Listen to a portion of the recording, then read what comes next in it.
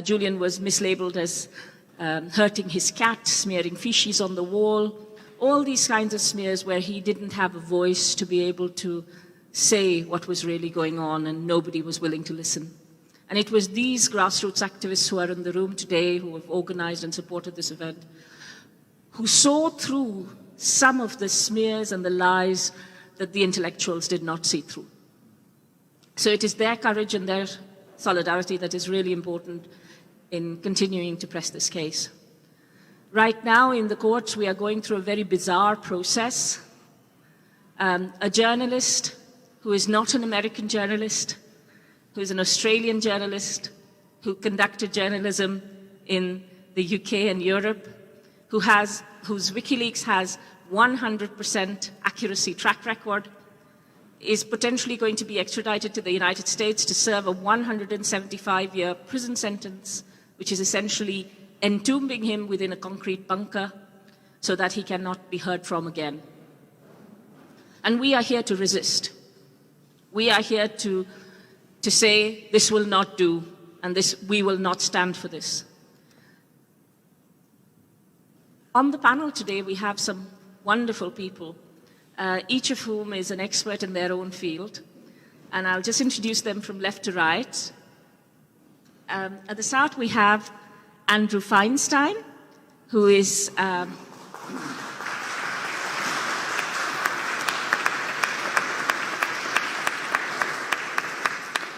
globally known for his work on the arms trade. He heads an organization called Shadow World Investigations. And Andrew's done so much to reveal what's going on behind the scenes and done it so courageously in so many ways.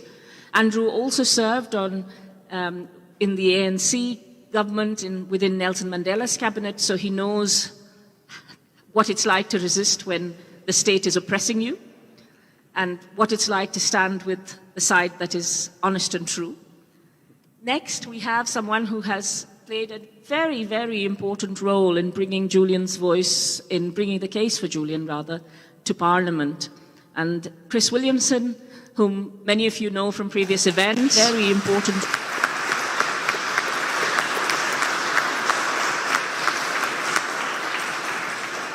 And who is very well loved here, was responsible for bringing the first motion in relation to Julian in Parliament. He has continued to campaign for Julian in various places, small events, large events. He's put his name to it, and he's always made a place for the case for Julian to be heard. Next, we have a relatively new voice to the scene, a wonderful Icelandic journalist by the name of Bjartmar Alexandersson. Bjartmar, a relatively new voice to the scene.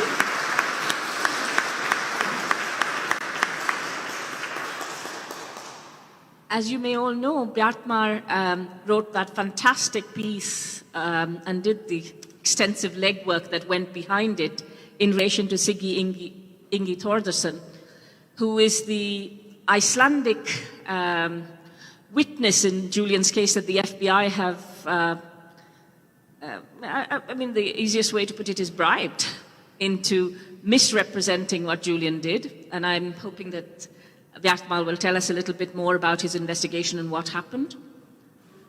To my left, I have someone whom I greatly respect, Dr. Derek Summerfield. Derek is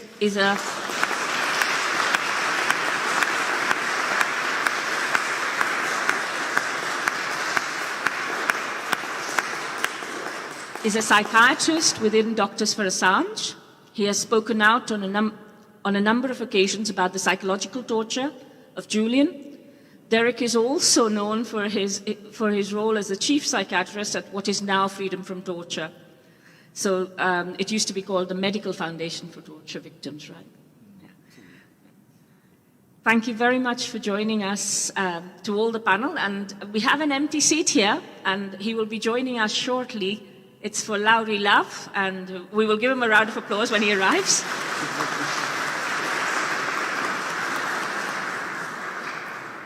Lauri needs little introduction. He is the hacktivist and information scientist who used his skills to speak up for those who are oppressed, those who are poor, and was very instrumental within the Occupy campaign. I'd also like to introduce a couple of people who are in the audience whose work has been crucial to having these events. I'm sorry for the long introductions, but one of them is sitting right at the front. It's Somerset Bean, who's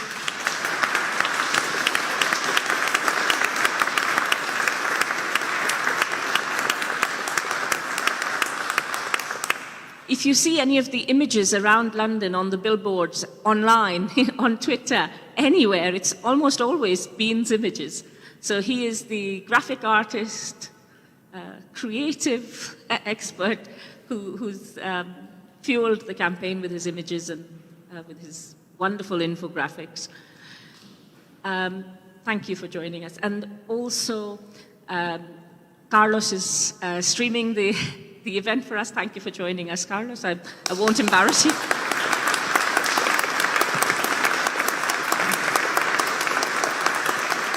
So as you can see, Carlos is capturing images, so please make yourself scarce upstairs if you don't want to be caught on this screen. But just to warn you in advance. I'd now like to welcome Emmy Butlin, whom all of you know, everybody knows Emmy, to tell us a little bit about what the campaign to defend Julian Assange does.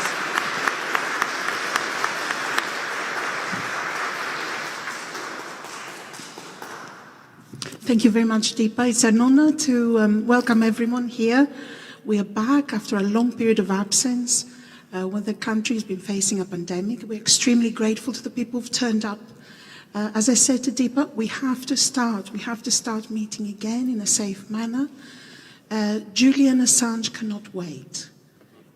He needs us, and he needs every single one of us. We are a grassroots solidarity group. We are comprised by ordinary people who come together to do their bit in creating something extraordinary. A movement across country, across political spectrum, in defense of a man who, through his work with WikiLeaks, has enlightened the world. This man has been attacked from the very beginning due to his publication. He has inspired every single one of us. And we continue the work of solidarity by coming together as members of the public and finding out what we can do.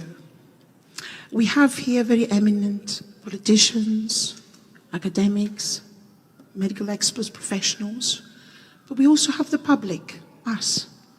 And the more inspiration we get from this movement, the more we can tap into our own creativity and see how far it takes us in collaborating together to bring together a change in society where WikiLeaks journalism is applauded throughout society, not just by the public.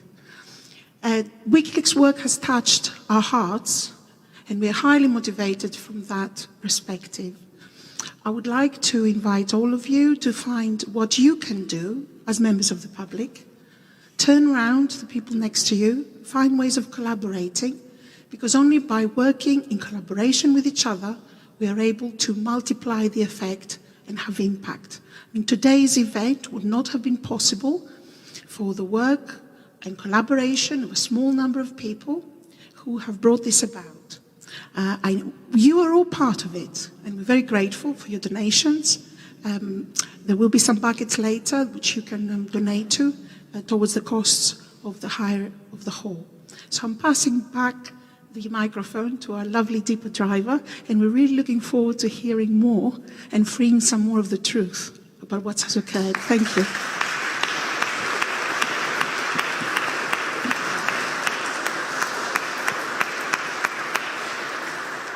Thank you. I'm now going to invite Bjartmar, who's put out the latest scoop in relation to the Assange case, and to tell us a little bit about the key witness in the FBI's prosecution against Assange, why he's important, who he is, and what Bjartmar found out about his testimony and about him.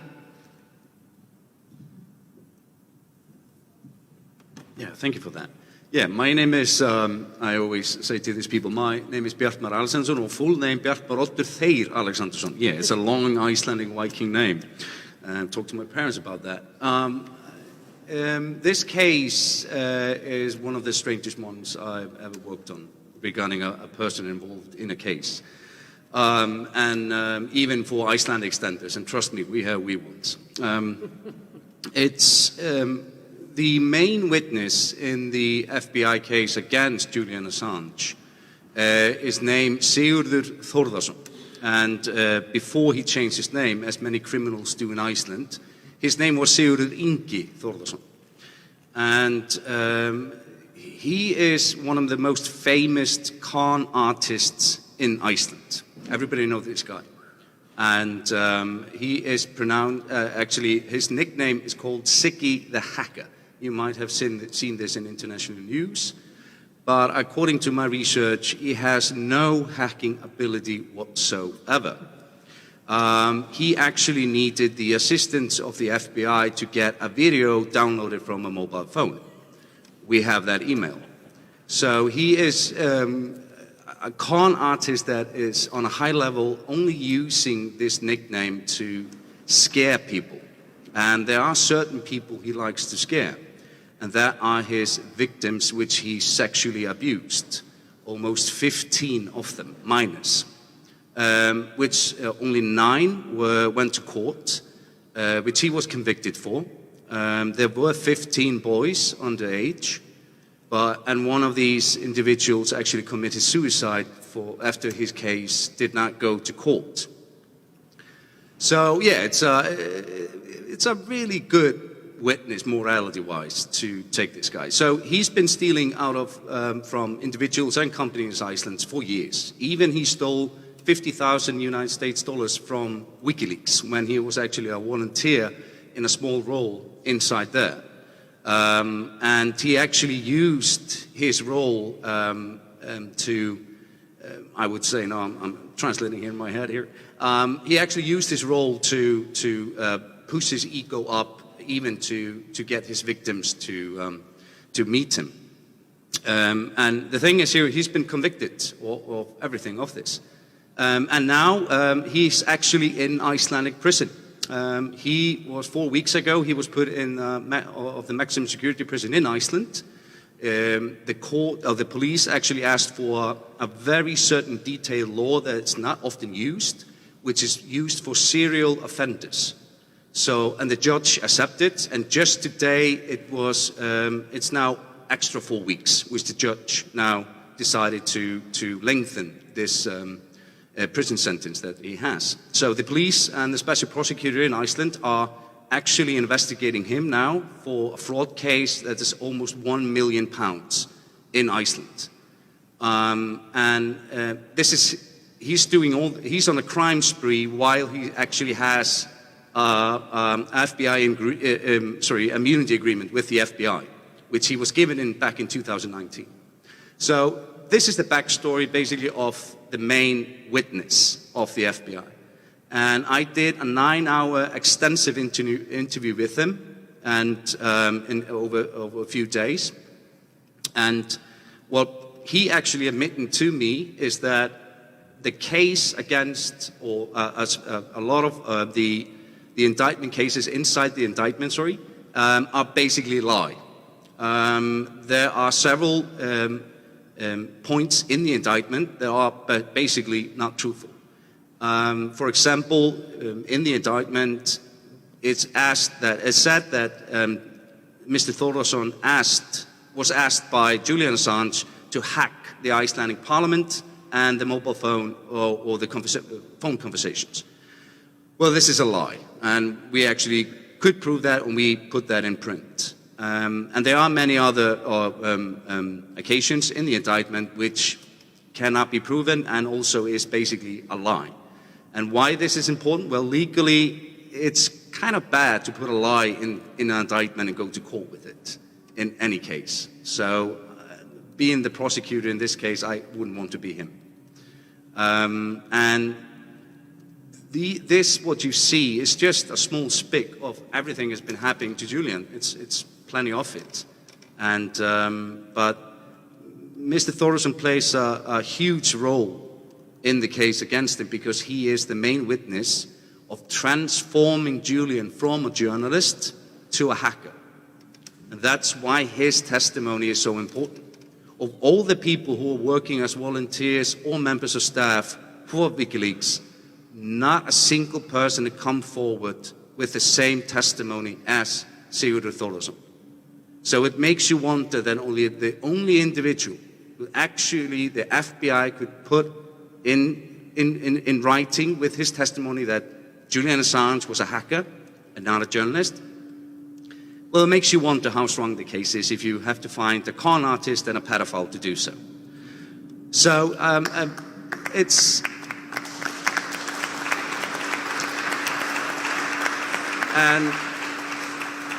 And everybody knows this guy back in Iceland. Nobody knows them internationally until now, most of the time. But he's still conning. No, not anymore, at least in prison. But he was conning all the time when this case was going on.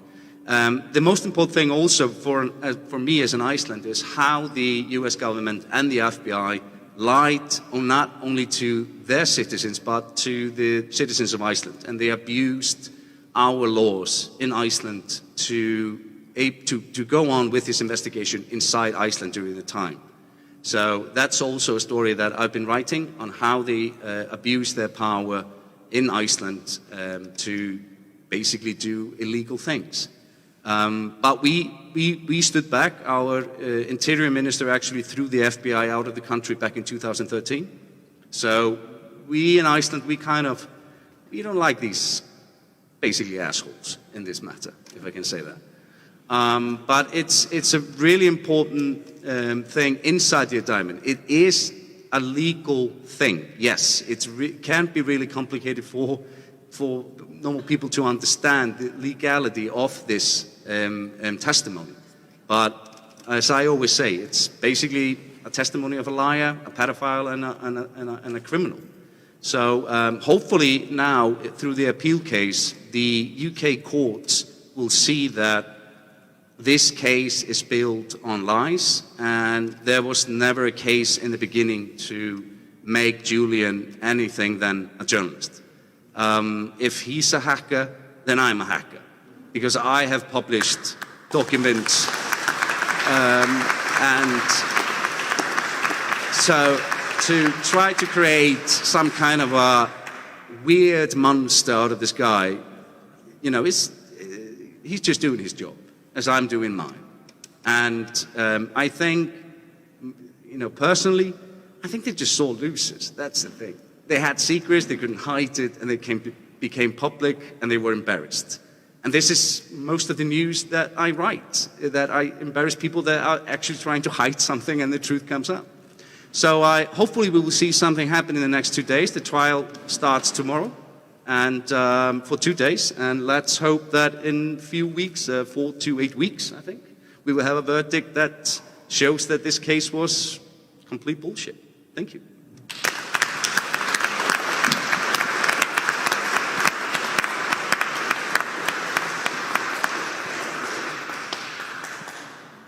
Thank you. Thank you for a very important, I would say, testimony, because I think it's important for us to hear this from the people who are doing the work to uncover what's really going on. So thank you very much, Bjartmar. And thank you for coming all the way from Iceland to be here for Julian.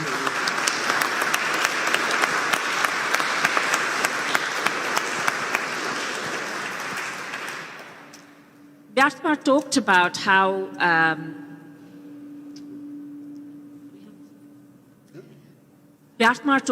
how the people who should be ashamed and embarrassed are within the US state, within their allies who covered up war crimes, rape, murder, torture in other parts of the world, who, while taking the knee and pretending Black Lives Matter, destroyed entire countries and civilizations.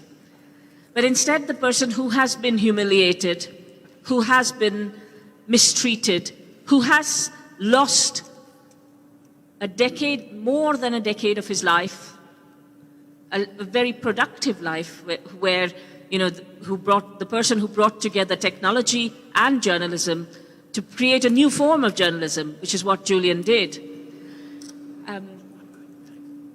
I think there is a bit of background noise outside. Excuse us a second. Thank you. I'd now like to invite Dr. Derek Summerfield, who's an expert on torture, to tell us a little bit about what torture is, how Julian has been tortured. Is it just the use of a very exaggerated term? When we talk about Julian being tortured, what does it mean? And what effects will he be suffering at the moment? Or what effects can one expect him to be suffering at the moment? Sorry.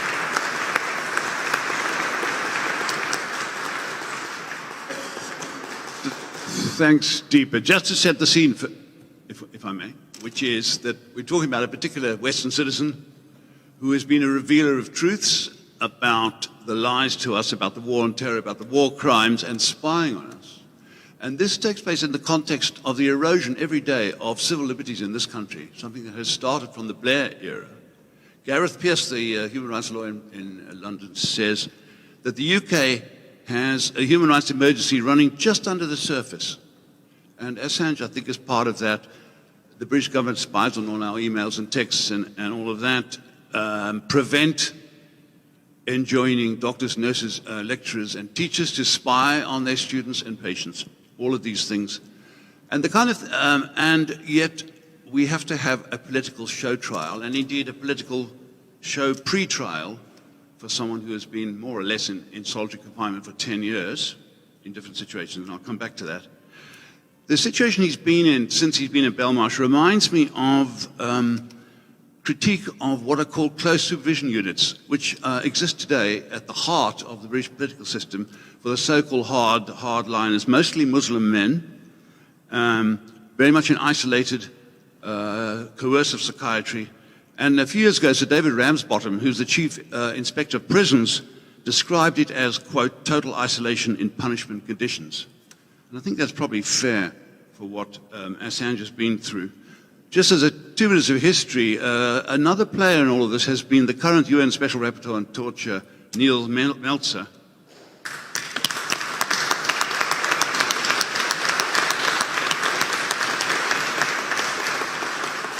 I presume he's not here. No? But I've had a lot of involvement over many years with Palestinian human rights, and I've met a lot of UN special rapporteurs, and they're quite cautious about what they're prepared to put their name to. And Meltzer's been quite different from the start. When he met Assange in prison 2 years ago, he said this is someone akin to someone who's been psychologically tortured, and talked about the destruction of the individual, quote, downward spiral, something deliberate and cumulative. Meltzer said that in 20 years, he'd never seen a group of democratic states so ganging up on a particular individual. And he requested that the UN retract authorization of extradition and brought in the UN Working Group on Arbitrary Detention. As you know, the British government has abandoned him, as has the Australian government, the country of his birth, of his citizenship, and have responded to nothing we've done, or to multiple calls by well-heeled signatories around the world, and Noam Chomsky, and that sort of thing. So where are we with him? Total isolation and punishment conditions. I might note that solitary confinement is associated with a longer-term higher death rate for various reasons. And what he's been going through, obviously, as we could all imagine, is persistent attacks on all of our social needs for privacy, dignity, social connection, personal identity issues. You know, the constant shaming, vilification, and he couldn't speak back, hopelessness, helplessness, fear, anxiety, all the things we can imagine, which are indefinite and which must be no more assuaged now than they were a few years ago on the eve of this hearing tomorrow, as well as sort of sensory deprivation, surveillance, decreased access to lawyers, a scandal in itself, and spying on the lawyers. There's a sense in which this is it's been a kind of long drawn-out drawing and quartering, as they had in the Middle Ages, where the execution of someone was preceded by various sort of grotesque punishments and mutilations, which drew it out into this long process. So that's sort of where we are. As Tariq Ali said the other day, everyone knows this stuff is true. I mean, no one's saying it's not true. You know? And millions have died, millions. Huh? Non-Westerners have died. It's funny to think about that. What Assange reminds us of is that these millions of people have been mere feathers in the weight that they bear on the scales by which the US and the UK and others measure their interests in the Middle East. That. If we lose this, I don't know. And so he stands as a sort of unique truth teller, really. I mean, there have been a number of truth tellers around. Noam Chomsky at a different level is a truth teller, these sort of people. But we see what happens to truth tellers in the current age of so-called Western liberal democracy.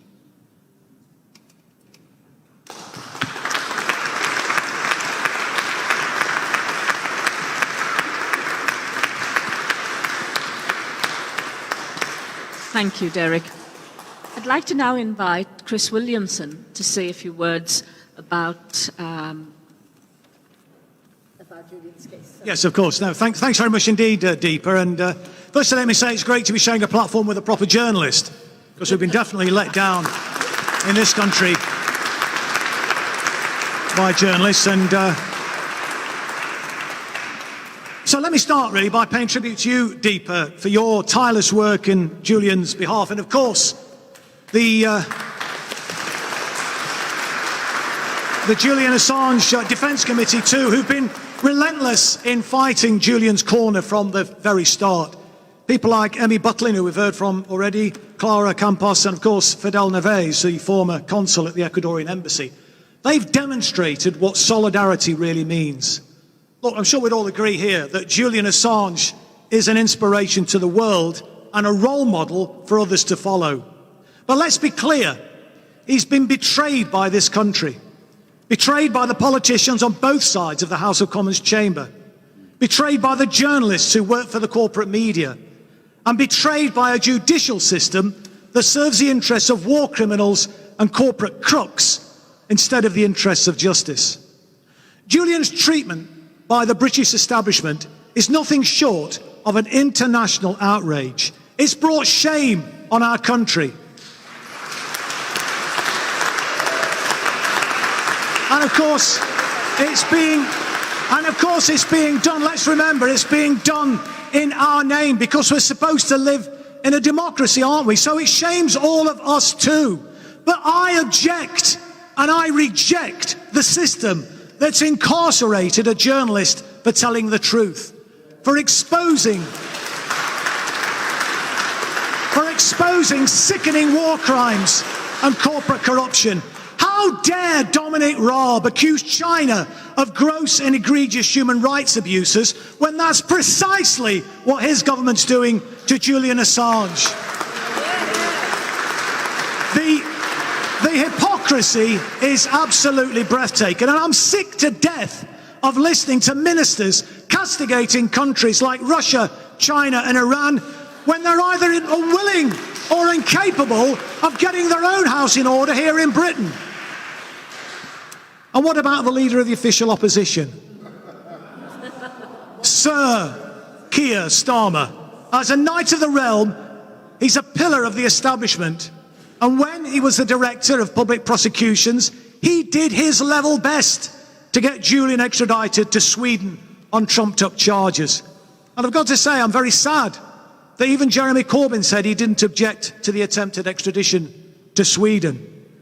And the right-wing Labour MP, Stella Creasy, positively revelled in the feeding frenzy. She even persuaded more than 70 parliamentarians to sign a letter to the Home Secretary in April 2019. 56 of these characters were Labour MPs and peers, and 9 others had recently resigned the Labour whip to join the ill-fated Change UK, otherwise known as the Funny Tinge Party. Creasy was insisting on Julian's extradition to Sweden, and her parliamentary missive to Sajid Javid urged him to, and I quote, "do everything you can to champion action that will ensure that Julian Assange can be extradited to Sweden." But look, all of these politicians, all of these parliamentarians knew that the extradition to Sweden was just a pretext. They knew the idea was to get Julian extradited to Sweden so that he could then be extradited to the US. Why was I the only MP pushing Julian's case? Where were the other MPs? Where were the MPs? Where were the MPs who claimed to champion free speech? Where were the MPs who bang on about a free press? And where were the socialist MPs who protest about corporate corruption and illegal wars? The unacceptable truth is they were all keeping their heads down. And I've got to say, the silence was deafening. Now, I'm obviously pleased that some MPs are at last speaking out. I just wish that senior figures like Jeremy Corbyn, John McDonnell and Richard Bergen had used their positions when they were shadow ministers to plead Julian's case. But look, the number of MPs who are speaking out is still woefully inadequate. So Julian has clearly been betrayed by Britain's political class. But what about his fellow journalists? With a few notable exceptions, their role has been utterly contemptible. One of those notable exceptions is John McAvoy. He's an investigative journalist who writes for publications such as Declassified UK and The Canary. He recently highlighted the deathly silence of journalists who'd previously mocked Julian, but then said nothing about the shocking revelations, and they really were shocking revelations, that the CIA were plotting to kidnap and assassinate him. Apparently, Mike Pompeo wanted revenge after WikiLeaks published the Vault 7 files in 2017. This, as I'm sure you're aware, was the largest leak in CIA history, and it revealed how UK agencies had held workshops with the CIA to find ways to hack into the household devices of every citizen in the United Kingdom. Why didn't the Fourth Estate call out this clear abuse of power? And why hasn't there been wall-to-wall media coverage of the CIA's covert plans to murder an award-winning journalist on British soil? It's an absolute disgrace and an outrage. I mean, you know, it's astonishing, isn't it, that it's hardly been mentioned by the corporate media. And when John McAvoy was looking into the coverage of Julian Assange earlier this month, he discovered that the BBC, which has one of the world's most read news outlets, had only mentioned it once. And that was on the Somali language section of the BBC website. Of course, the story did appear a couple of times in The Guardian after it first broke, although to put that into perspective, the week after Alexei Navalny was reportedly poisoned by the Russian government, The Guardian published 16 separate stories on the issue, including video reports and opinion pieces. But stories that embarrass Western intelligence services are invariably played down or ignored altogether by the corporate media. Thankfully though, independent outlets like Declassified UK, The Canary and The Grey Zone still have some journalistic integrity. The independent media are the only ones who are still prepared to pick up the cudgels on our behalf. And it was The Grey Zone that first provided the evidence of a CIA-linked proposal to kidnap and poison Julian in May 2020. And of course, it was a similar tale that we've just heard when, in June this year, a key prosecution witness admitted that his entire testimony against Julian was false. Now, that was an explosive revelation. Yet the corporate media has hardly given it any coverage at all. Anyone who doubted the corporate media's role as a mouthpiece for the establishment must have surely been disabused of those doubts by the way in which Julian's case has been reported. These corporate media hacks have brought their profession into total disrepute. They prove themselves to be nothing more than stenographers for the security services. Fearless journalists, they ain't. And here's just a few examples of the ridiculing reportage to which John McAvoy was referring. Now, it's almost 4 years since The Guardian's James Ball claimed, and I'm quoting him now, the only barrier to Julian Assange leaving Ecuador's embassy is pride, apparently. He also said that Julian was unlikely to face prosecution in the United States. And 2 months later, he said, Julian was being treated like a grounded teen. He should hold his hands up and leave the embassy. Another corporate media hack was also dismissive about Julian's plight. In a piece by Marina Hyde, she wrote, in The Guardian in 2017 that the moral of the Assange story was wait long enough and bad stuff goes away. I'd concluded her sneering story with a sarcastic comment that Captain WikiLeaks will get out of pretend jail eventually. And of course, the insults and ridiculing have been relentless. When Julian sought political asylum in 2012, Suzanne Moore said this: "I bet Assange is stuffing himself full of flattened guinea pigs. He really is the most massive turd." And let me quote what she said in an article for the New Statesman after Julian was arrested in 2019. She referred to him as a demented-looking gnome being pulled out of the Ecuadorian embassy by the secret police of the deep state, or the Met, as normal people call them. Incredibly, this horrendous hack won the Orwell Prize for Journalism the same year. I mean, it's hard to believe, isn't it? For what was described as her stubborn and brave commentary. But unlike Julian's work, there's nothing remotely brave about this cynical character's scribblings. Never mind the Orwell Prize for Journalism, she's more like a functionary from the Ministry of Truth. I just wonder what George Orwell would make of her if he was alive today.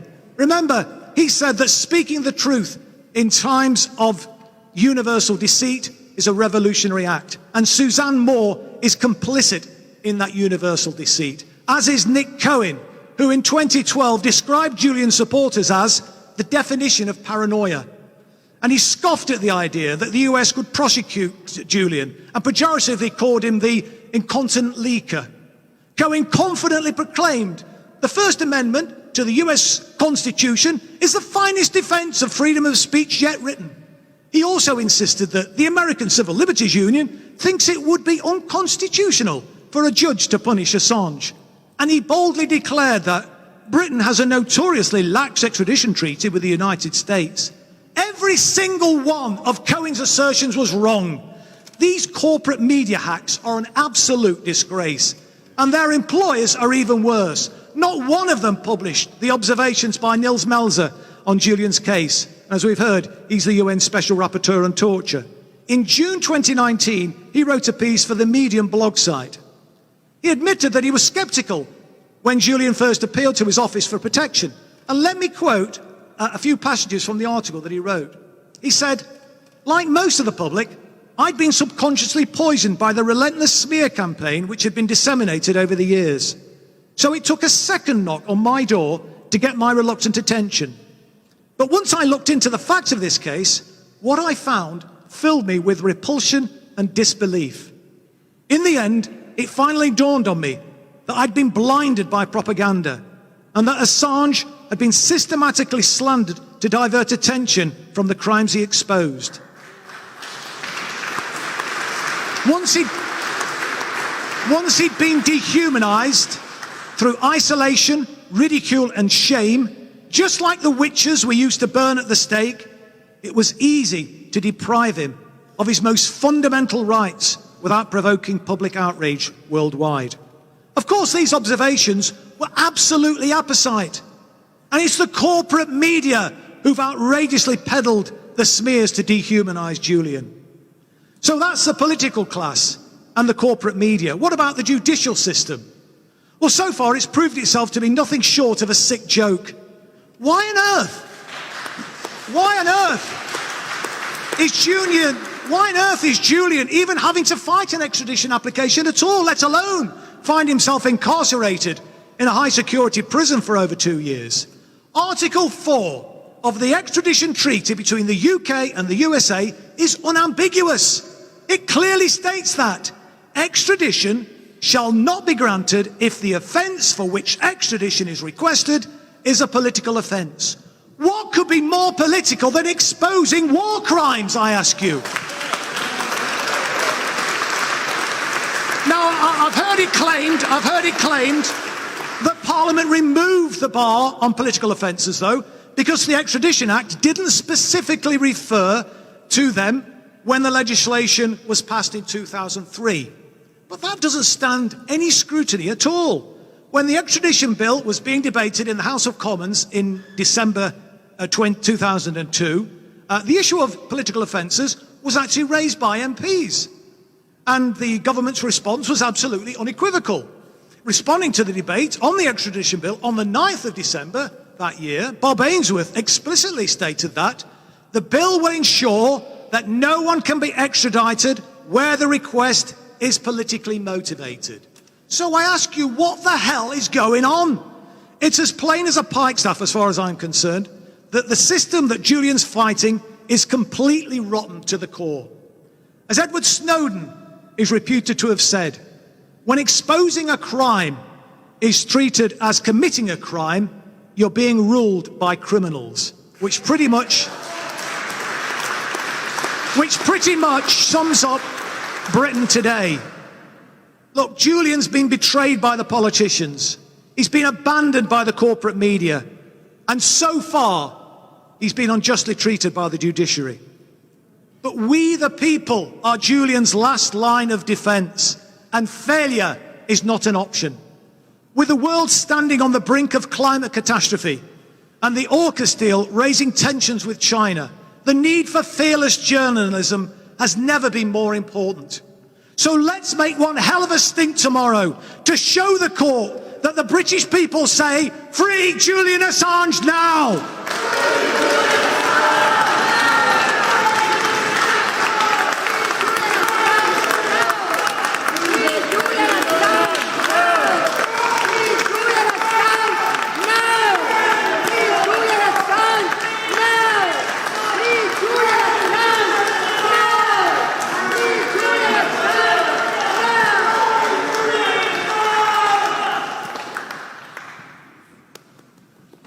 Thank you for that very inspiring speech, Chris. And if there's a revolution, Chris is always at the head.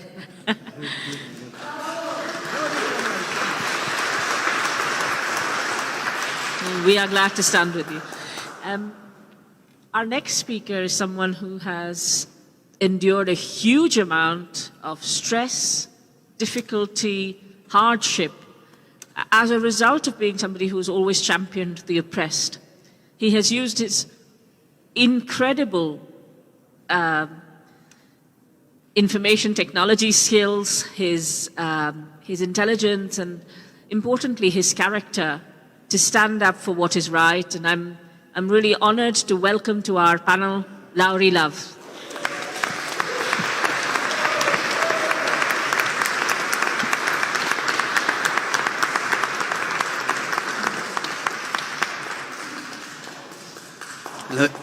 Hello everybody, can you hear me? So firstly, apologies for being somewhat delayed. Traffic and other things conspired to make me later than I planned to be. I'm thankful to be invited and honoured to be sitting amongst such distinguished individuals and, may I say, comrades.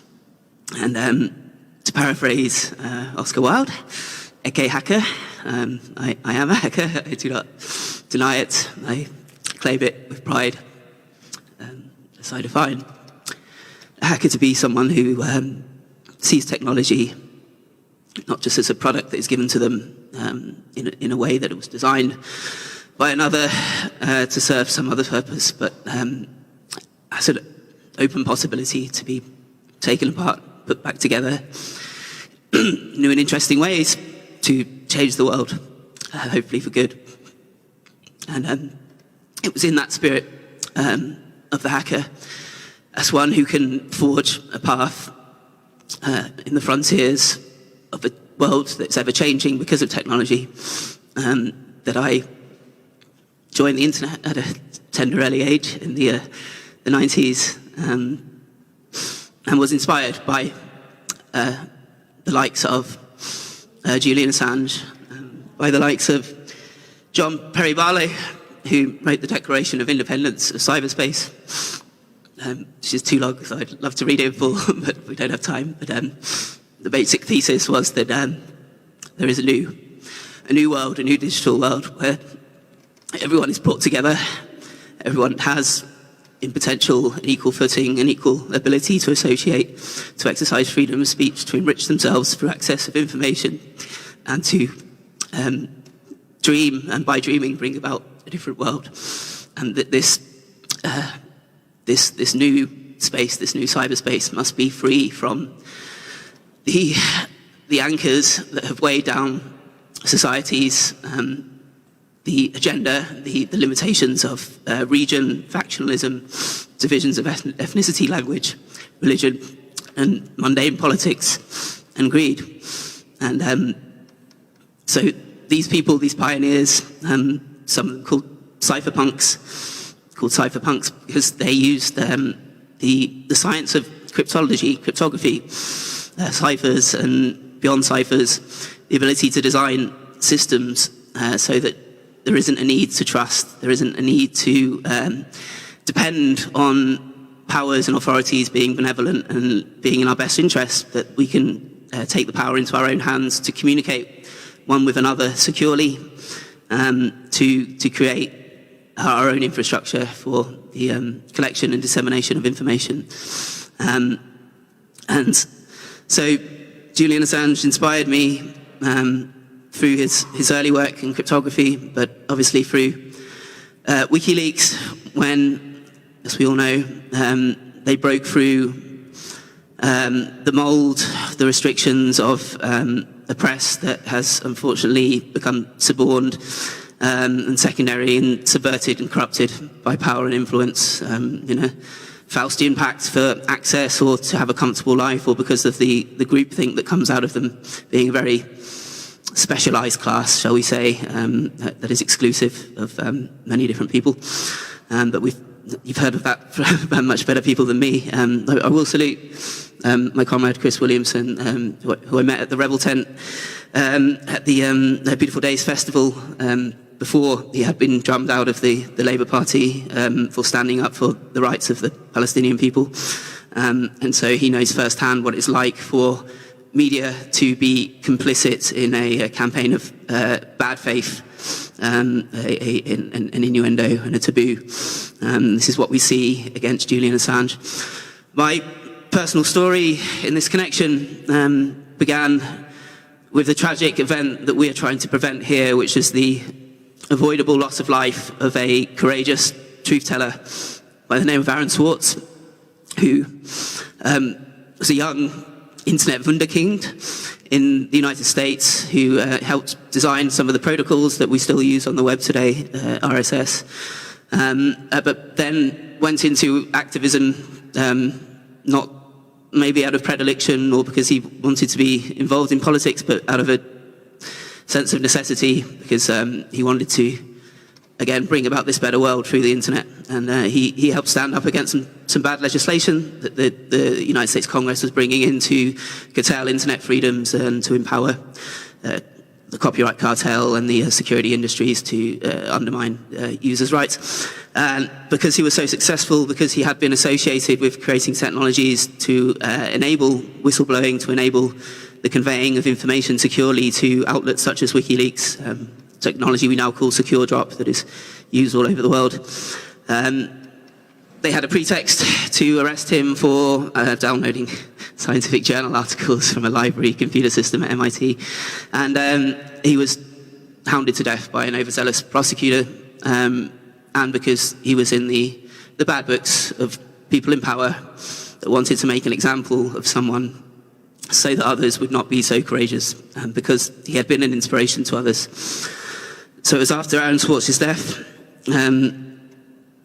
that there was a campaign on the internet, an activist campaign, shall we say, under the banner and branding of Anonymous, trying to make, shall we say, a forced point through the exercise of political speech, through means and methods considered outside of the acceptable ones, but non-destructively, but certainly getting a message out there on various government computer websites, saying that something has to change. And just to summarize it, the reason why Aaron was able to be forced into the tragic decision he made to end his own life was because the United States federal justice system, I have to put the air quotes around justice in my head, operates under a coercive plea bargaining system where by 97% of federal criminal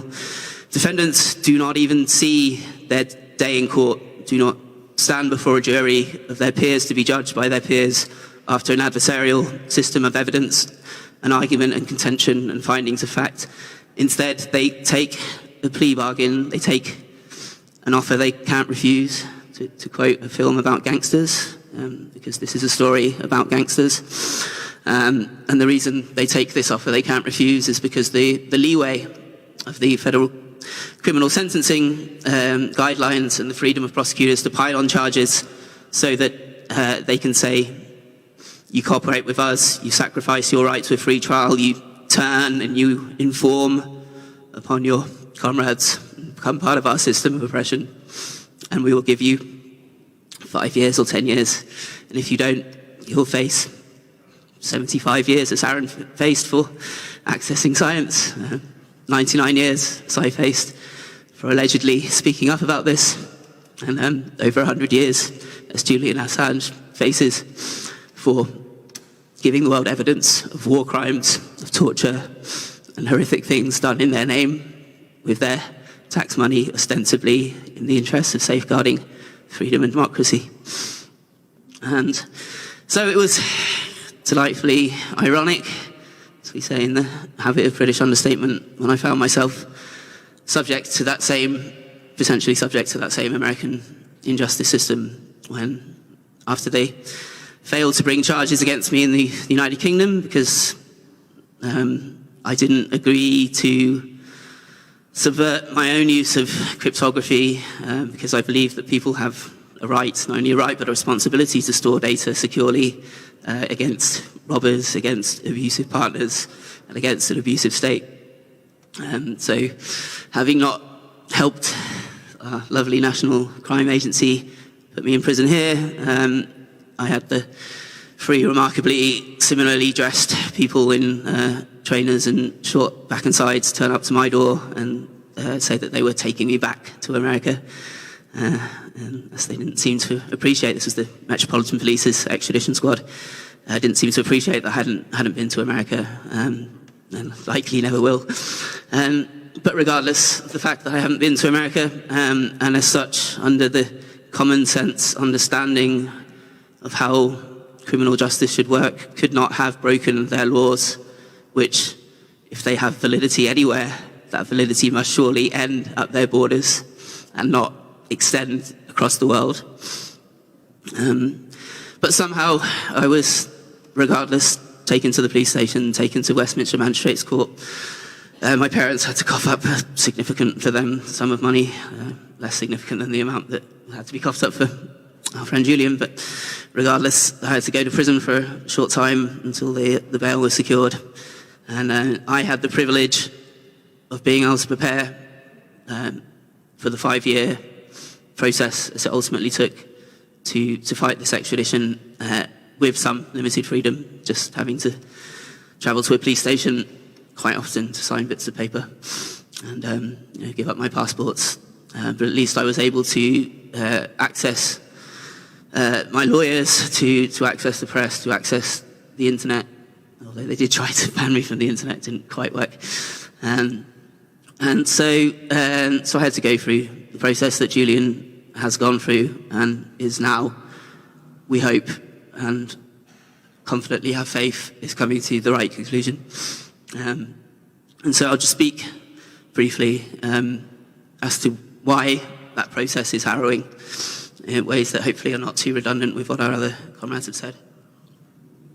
So firstly, we might have this naive expectation from watching so much propaganda we see on the television of law and order programs and other attempts to whitewash and romanticize how justice is run by the state, that when you go to a court, there will be some effort at objectivity, and there will be some attempt to have fairness, that there will be a judge whose job is to ensure that there is no foul play, that there is no systematic attempts to distort the truth, and that the process shall be fair, that that justice should be blind, that all should be equal before the law.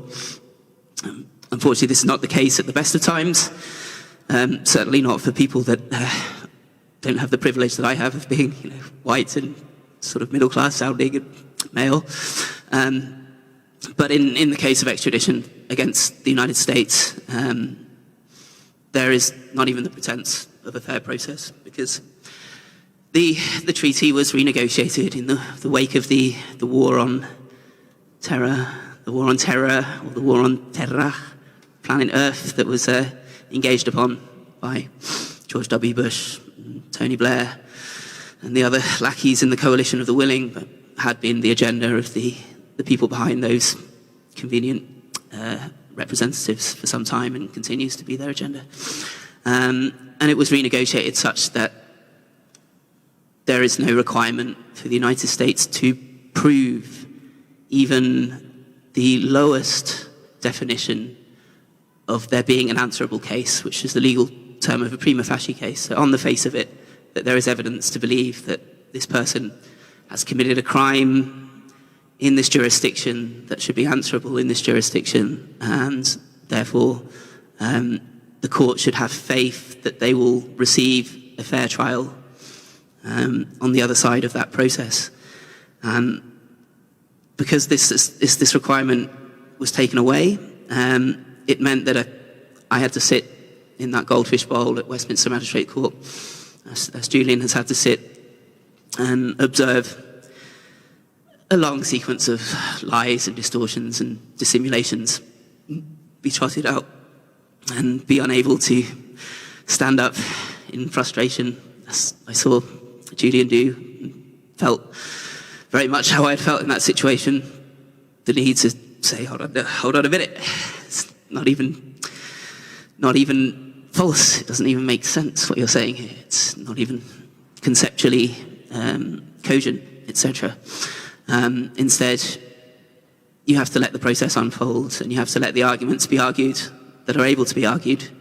And because the court will not entertain such obvious arguments already mentioned as the matter of jurisdiction, the jurisdiction in the case of America attempting to try people in their corrupted, unjust criminal courts for actions undertaken while not in their country, is called exorbitant jurisdiction or extraterritorial jurisdiction.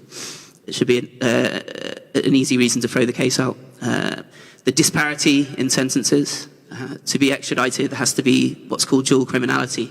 It has to be equally an offence in the requesting country as the requested country. But they do not take into consideration that it is not an equal crime if in this country, for example, for the offences I was accused of, one might receive a custodial sentence of 36 months, whereas in the requesting country, one might expect to spend the rest of their life in a concrete box. This is not equivalent in any way. But that argument could not be argued. It could not be argued, as was mentioned, that this is clearly a political offence. There's a good punk song from the 90s by Skunk Anansi that says, I won't use the swear word, but yes, it's freaking political. Everything's political.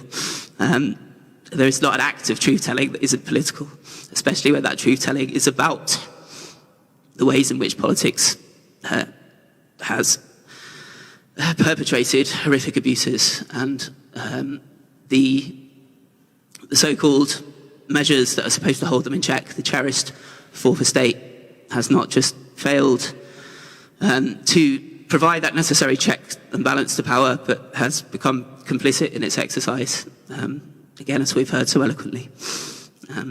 So, in the absence of any of these quite reasonable arguments, it had to come down to the question of, an incredibly relevant and important question, of whether someone might survive incarceration in that system, survive even the process before they are sentenced under colour of law, which involves sitting in the jails, going through protracted trials designed to wear you down and to destroy you. And in my case, the place that I would be expected to go, and the place where Julian would be expected to go if he were to be extradited, is a horrific institution in New York called the Metropolitan Corrections and Detention Center, where people who watch the news may know that someone recently did commit suicide. The infamous Jeffrey Epstein was certainly killed in that institution, despite in my extradition there being great pains taken to suggest that this is a safe place to put someone, that if you are suicidal, quite understandably, because you've been taken away from your country and your family to a place you've never been, to be torn down and tortured by strangers for trying to do the right thing, that you might find yourself lacking any more in any hope, knowing that your life has been reduced from all its possible value, all its possible capacity, to being an example to others, to scare them out of similar acts of courage that you might then want to take that way out and not sit through that for the rest of your life. And so it was found in my case that despite the great efforts made by the prosecutors to suggest that it's all hunky-dory and it's ring of roses, not ring roses, but like nursery rhymes and kumbaya in this detention system, that actually no, it is horrific. That when somebody is deemed to be suicidal, quite understandably many are, most will actually attempt to cover this up, because the so-called treatment to make you safe is to put you on suicide watch. And suicide watch is unfortunately just a euphemism for another kind of solitary confinement, where you are taken away from society, taken away from any group activities, and you are kept in another small cell, not allowed outside, and watched night and day until you find this so torturous that you will make out that you're feeling much better and go back into the general company of the prison. And it is at that point that people sadly effect their suicides, and they do so in numbers that would make you sigh if you were to have had to look into it as I have had to. And so in my case, I lost in the first instance at Westminster Magistrates Court, as was to be expected, because until the case of Gary McKinnon, another person who was accused of hacking, not out of any criminal or malicious intent, but to seek after truth, before his case, which had to be stopped by a political intervention by Theresa May, and perhaps the one good thing that she did in her career, but opinions may differ, there had been an expectation that the United States would win. It was just the default presumption. After Gary McKinnon's case, they took away the discretion of the Home Secretary to consider the human rights implications. And I have to spell this out, and I'm sorry, I won't be much longer, but I have to spell this out because it's because of how Kafkaesque it is. So whereas before it is and remains both a judicial and a political decision to render up a citizen or a subject of one nation state, of one sovereign territory to another, judicial because it requires an assessment, should require an assessment of facts and evidence, and political because it's necessarily a transaction between states. And so the final check was that the Home Secretary would be obliged to make that final, to underwrite that final decision, to put their signature or their stamp on it. And they would be required under human rights law in this country, stemming from the European Declaration of Human Rights and the United Nations Declaration of Human Rights, and stemming from case law that says that all decisions of the executive must act in accordance with human rights. They had to consider whether that somebody's right to life and dignity and other human rights would be infringed by this extradition. And the government took away this requirement, and so we had to write a letter to the Home Secretary, and we received a reply saying, well, I'm very much aware of the circumstances, and unfortunately my hands are tied, and I cannot consider whether the likelihood of you dying as a result of me signing this paper is a reason not to do so. So that just baffles me that this is somehow considered to be in line with even our unwritten constitution. But we lost, and it went to an appeal, and the only reason we really managed to get it to an appeal I should say, is because I was supported, and I owe a great debt to not just many people such as yourselves. I mean, many of you said it's the same people I recognise and I'm thankful to see again, but also because an organisation that was set up by Julian and WikiLeaks in the wake of Edward Snowden's plight and his flight, and being rendered stateless in Moscow after they tried to, well, they successfully took down a plane of a president of another sovereign country in Latin America to try and get him. A fund was raised for him, and an organisation called the Courage Foundation was created to stand up for whistleblowers and people involved in truth-telling. And it was through their support that we managed to organise a campaign similar to the campaign that I'm seeing in front of me, whereby it was brought to impress upon the courts that this is not just a matter that they can rule with unscrupulously and expect to get away with, because people are watching and people care, and people stand up for what is right and demand not through violence, but not passively either, but forcibly through their voices and their physical presence, and their ability to speak, as people here are speaking, about what is right, and to make others listen, to have them see. And so after another few more years of harrowing process, before a panel of judges on the Court of Appeals, Mr. Justice Ousley, a cantankerous old gentleman who was so far in the prime of his years that he didn't care about upsetting the whatever special relationship politics might require deference to the United States, and the newly elected Lord Chief Justice of England and Wales, or Judgy McJugsface, as I endearingly call him. And I was happy to see this week that he is also on the panel that will be hearing the case tomorrow and Thursday. And if they let me into that courtroom, I will look him in the eyes and remind him subliminally the decision that he and Mr. Justice Ousley came to, which was, and I will quote, that it would be unjust and oppressive,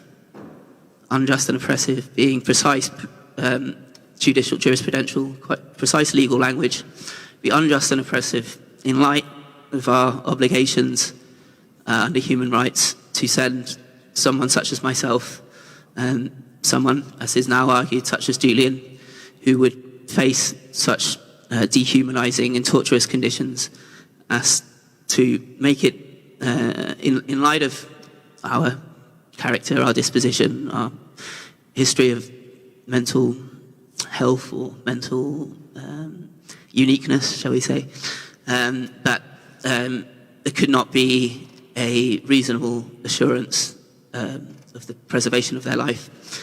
And so I hope that this will hold in this appeal, that the grounds by which this extradition was refused in the magistrate's court, that it would be unsafe to send Julian Assange to this horrific regime, to render him unto the same regime whose war crimes he reported, something that would be beyond the ability of anyone to consider for any other country in the United States, that they will be found that this cannot be done. And so I hope to be with you when we see that outcome.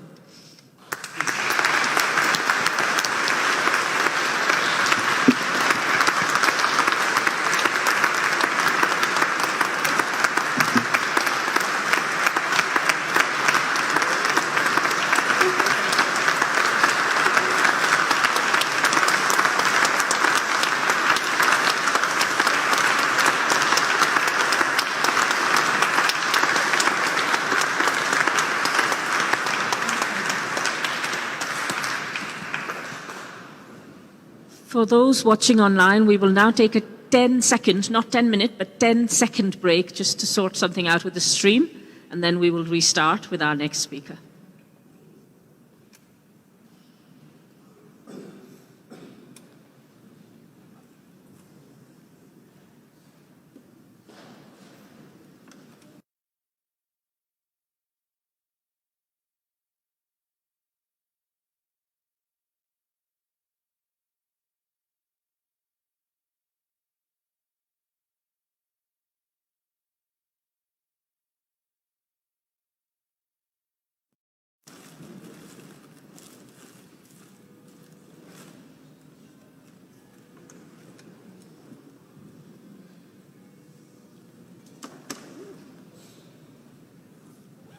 Thank you very much for bearing with us. It was wonderful to hear from Lowry and hear the truth. At this time, it's also important for us to, before we move to Andrew Feinstein, to take a minute to send solidarity to Daniel Hale, who is in the Communications Management Unit in the US. Daniel, of course, is the drone whistleblower and has sacrificed a huge amount to be able to tell the truth.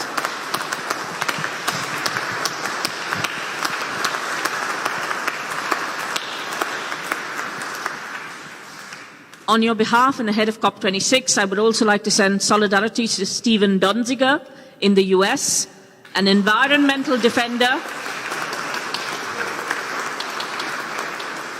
who is being persecuted for standing up for the people of Ecuador who are being tormented by Chevron.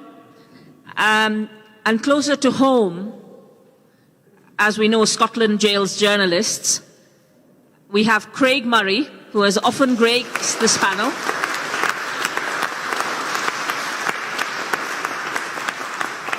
Craig is in Edinburgh's Sorton prison, locked down because there has been a COVID outbreak. And we send him and his family our love and solidarity. And of course, to all those unnamed millions who were tortured, destroyed, who had their homes, their lives destroyed all over the world because of US imperialism. I'd now like to invite our final speaker for tonight, the wonderful Andrew Feinstein, to tell us a little bit about struggle, courage, and more.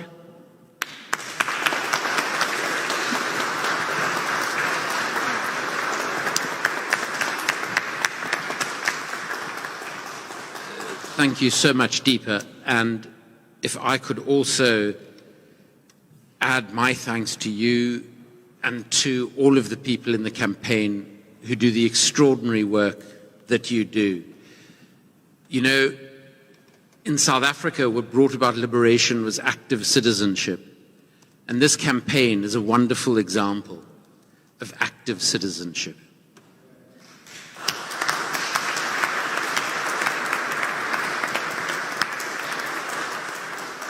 It's also a great honor for me to speak on a platform with such esteemed people in support of that most revolutionary of things, the truth teller.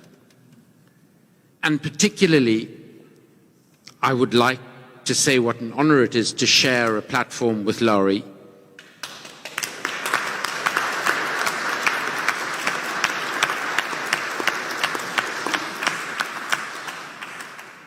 For it is your courage, your imagination, and your humanism to conceive of a better world that is so important at a time when, as we listen to those names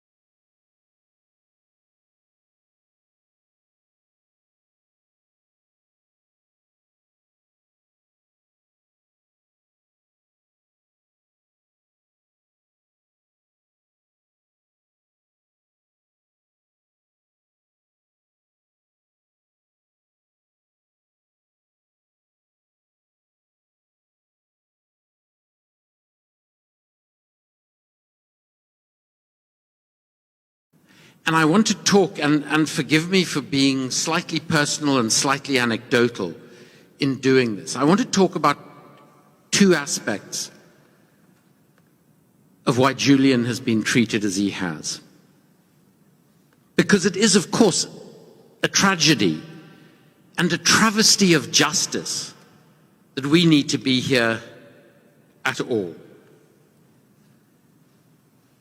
Let us remind ourselves that what Julian has revealed in the most powerful way possible in the words, in the writings of the powerful, how they have undertaken illegal invasions, illegal in terms of their own laws, illegal invasions that have led to numerous deaths, to torture, to war crimes. And because he dared to expose the militarism and the arms trade that underpins it, this is a trade that accounts for 40% of all corruption in all global trade.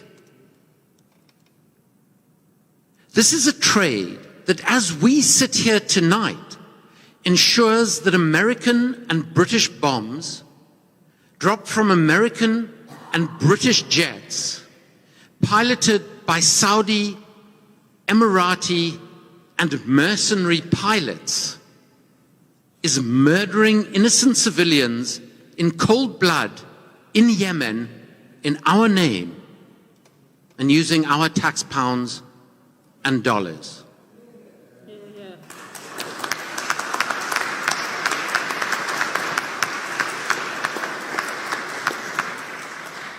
And who benefits from this? Who benefits materially and politically?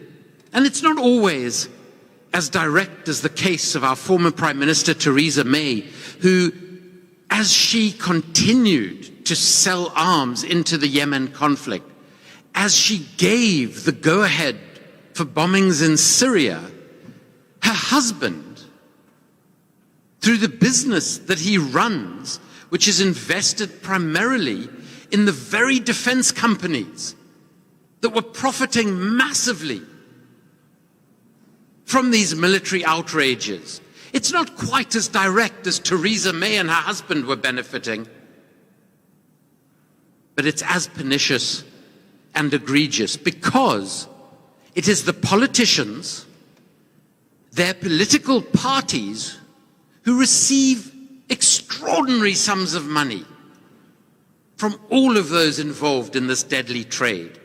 The military and intelligence leaders who leave office to get paid in retrospective bribes with huge signing-on bonuses of the very defense companies to which they have given contracts while they're supposedly serving in public office. It is the corporate executives who might at one point want to run a good company, but as soon as they realize that when they pay a bribe, they receive part of that bribe in what we call the feedback principle.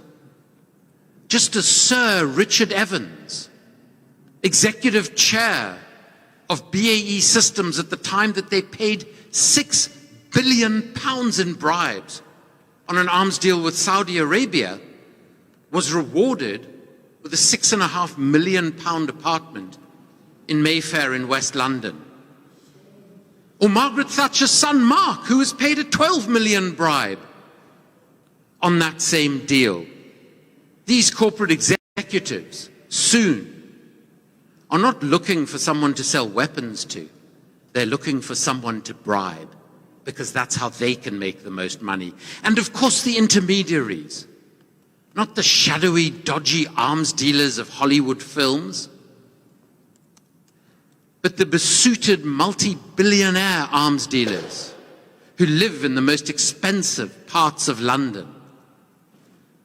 The bankers, the lawyers, the auditors, and the consultants, all of whom become incredibly wealthy on the back of this trade in death. And of course, all of this is protected by a veil of national security imposed secrecy. The very veil which people like Laurie and Julian and others have been courageous enough to try and pull aside, so that we, the citizens of the countries doing these things can see what our leaders are doing in our name and with our money.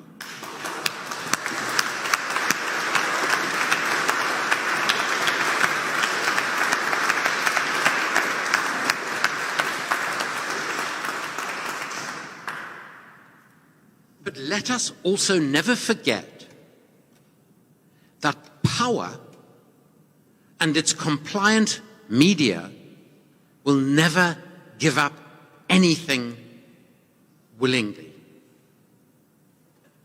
That the only way power concedes is when enough of us, for long enough, struggle against that power to overthrow it.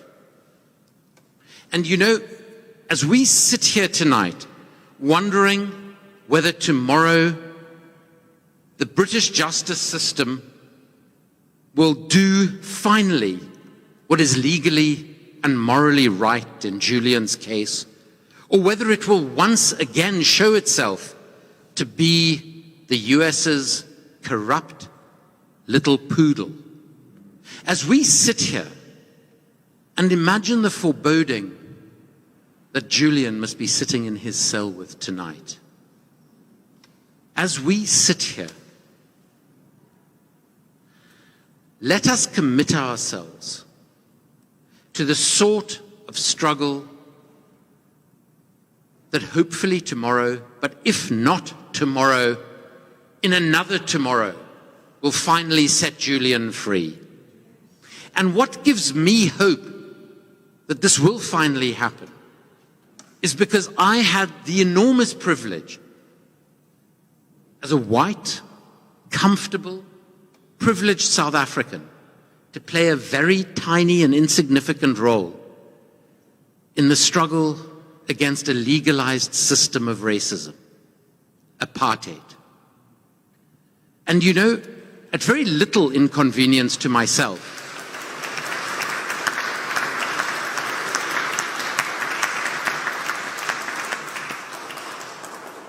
very little inconvenience to myself, I was forced to leave my country, South Africa, in the mid-1980s to avoid serving in the apartheid military. And the night before I was needing to leave the country at somewhat short notice,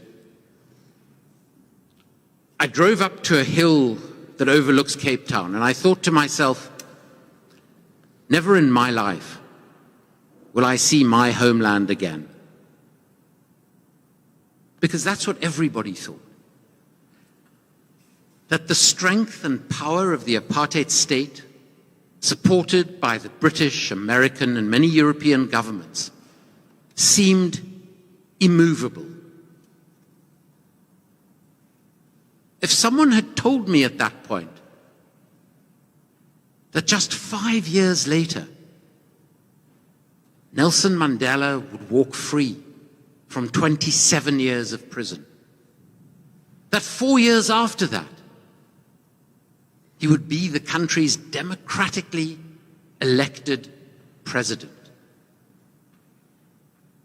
I would have not just questioned their level of political understanding, I would have questioned their sanity, because it seemed an impossible dream. But that is what happened.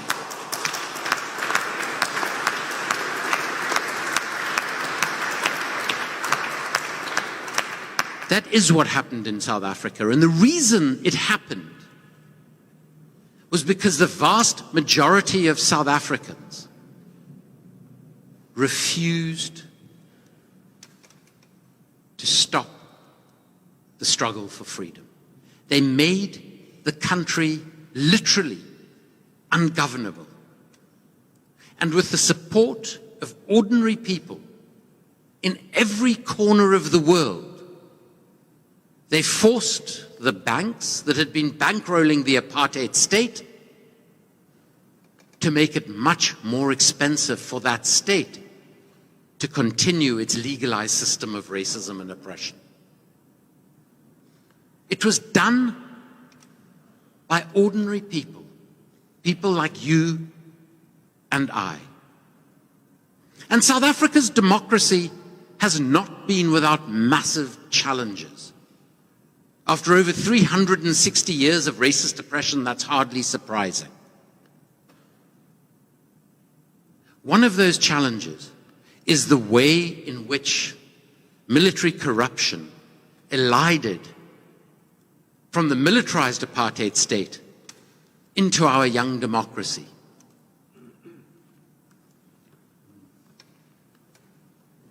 Just 4 years after our democracy, the country decided to spend $10 billion on weapons.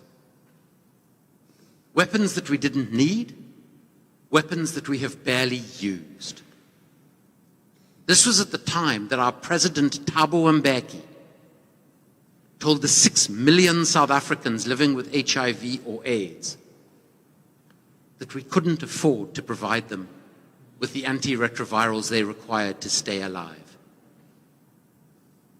Over the next 5 years, because of that policy choice, 365,000 South Africans died avoidable deaths. 32,000 babies a year were born HIV positive because we couldn't afford mother-to-child transmission treatment. But we could afford to spend $10 billion on weapons because conservatively, the defense companies, led by BAE Systems, championed by Tony Blair, paid $350 million in bribes. But you know what? In South Africa's young democracy, where our investigative media puts a country that is supposedly home to the world's oldest parliament to shame, on the 11th of April next year, I, along with over 200 other people, will give evidence against former President Jacob Zuma and the French arms company Thales, who bribed him for that corruption.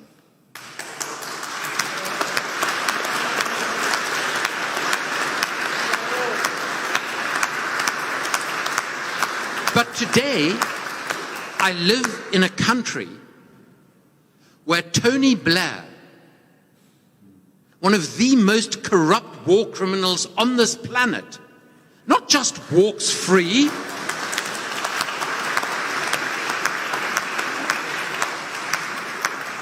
but every time he opens his mouth, every mainstream newspaper in this country, especially The Guardian, fawn over his every word. While an actual truth teller is tonight in jail.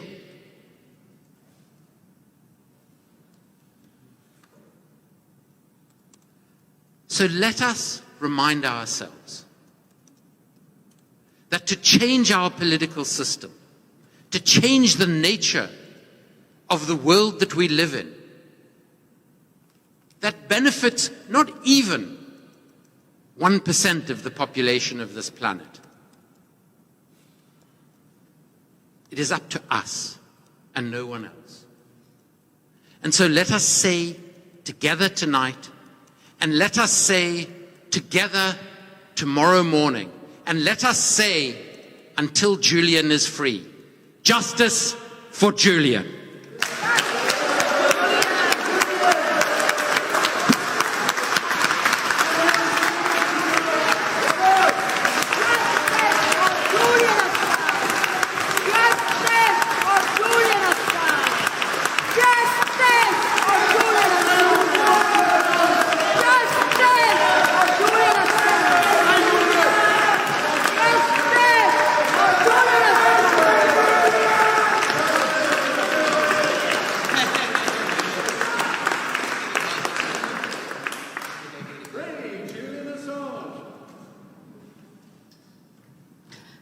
I'd now like to just remind everybody that it is your taxpayer money that is funding the CPS's Claire Dobbin and James Lewis QC, Claire Dobbin QC and James Lewis QC, and the CPS, under Keir Starmer's leadership, was involved in stitching up Assange. Let's make sure that we hold them to account for the things they say in court tomorrow and elsewhere.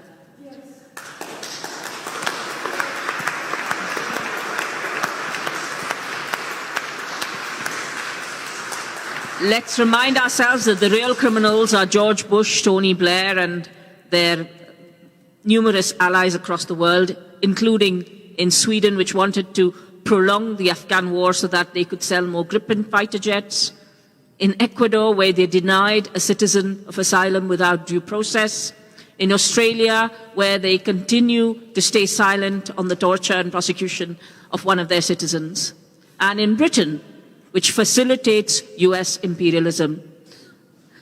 I'd like to remind us, though, on this, against all of this, the wonderful shining example that WikiLeaks brings of security for the documentation as well as security for the whistleblower, connections with small organizations, for example, in Tunisia and Lebanon and elsewhere in the world, whether in Kenya exposing corruption or sparking the Arab Spring in parts of the world, or indeed in globally relevant articles. So allowing whistleblowers to talk to those who understand their local information, but also those who understand the international information or who are interested in it.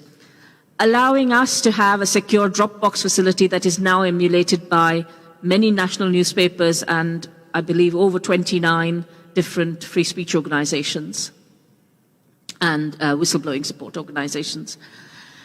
And, of course, all the changes to the global media that have taken place, which has put the global media into the pockets of the oligopolists, and WikiLeaks broke through that and revolutionized journalism by allowing both archival and accuracy. And it still continues to have a 100% accuracy record. These are the things we remember Julian for, not what they smear him with. And one of the important things about these Free the Truth events is that we have these brilliant speakers, and I'm very. This is also about us in the audience, talking to them and asking them questions and inspiring them to do other things and inspiring ourselves to go on and set up new things and different things. So before I throw the floor open for questions, and we will take as many questions as we can. I know some of our speakers will leave in a bit, but we will try and answer all questions. Could I just ask, Emmy wants to pass on some information about various actions. Thank you very much for a wonderful panel discussion, Deepa. We're very grateful and proud to support your actions. And thanks to our lovely guests today, all of them, and particularly Larry for his courage, because he has suffered through all of this. All of us will be at the court, I expect, tomorrow. So very, very grateful for everyone turning up. One of the things we can do as people, members of the public, is sign petitions. And as I was on the 11th of August inside the court, I looked at the judges and I found they are human like you and I. And I looked around for representatives of the public, and there was none. There was no jury in these proceedings. This is a point that is extremely important and one that we have to revisit in the future for extradition cases. I have here a petition I'd like to quickly read, and I would please ask you to put your names at the exit on that piece of paper. I'll read it quickly. To the judges presiding over US versus Julian Assange. You have in front of you the case US versus Julian Assange, the publisher of media organization WikiLeaks. The way this case has reached you, you are asked to deliberate on narrow aspects of the law without looking at the broader picture of the consequences of your decision. You're obliged to look at the law and the evidence impartially and deliberate fulfilling your duty to society and the public.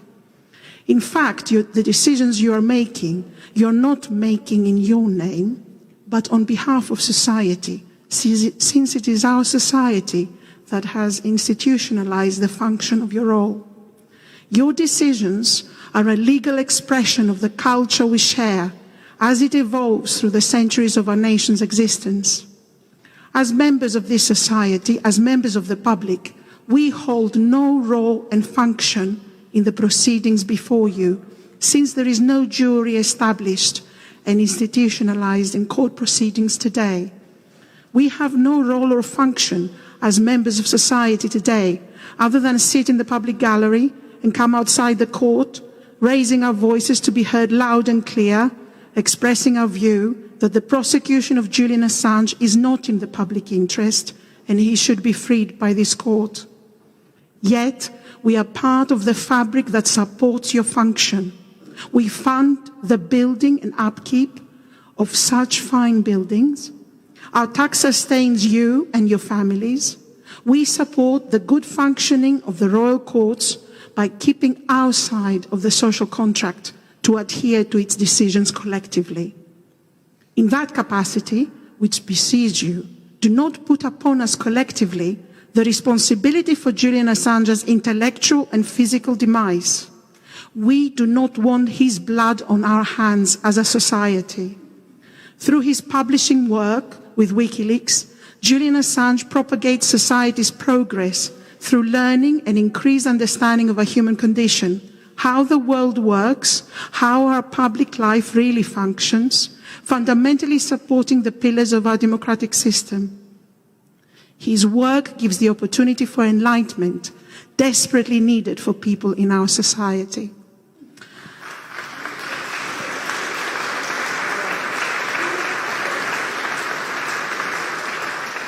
His work shines a light where we fail.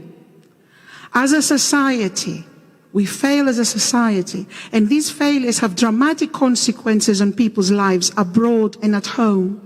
This is why the prosecution of Julian Assange is not in the public interest. Your decision on the case before you will determine what direction our society takes for the future. Choose enlightenment and not darkness. Generations before us have given their intellectual input, hard work, sweat, and often even their lives to reach the state we live now without the fear of arbitrary violence unleashed upon us as a society on a massive scale. Yet, following the case of Julian Assange, the threat of losing this is evident. Our intelligence services, our police, our governments stood silent or were complicit as foreign actors planned the kidnap and murder of someone who lived among us. Julian Assange is one of us. His prosecution is not in the public interest. The progress of this country has achieved is priceless to all of us who live here. Let our progress continue. Do not choose our intellectual and moral decline.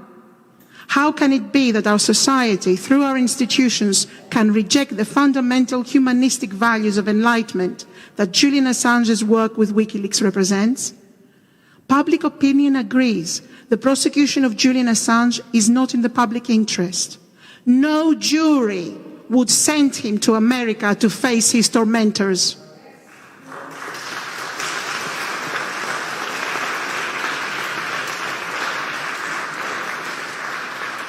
In times when our society is tested, we find out who we truly are, how far we have reached as a society morally.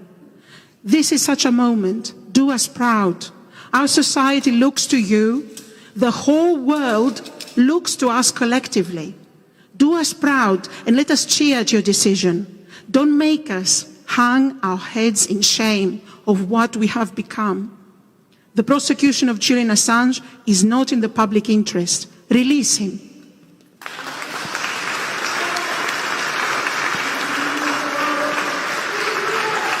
Please sign the petition at the exit. Thank you.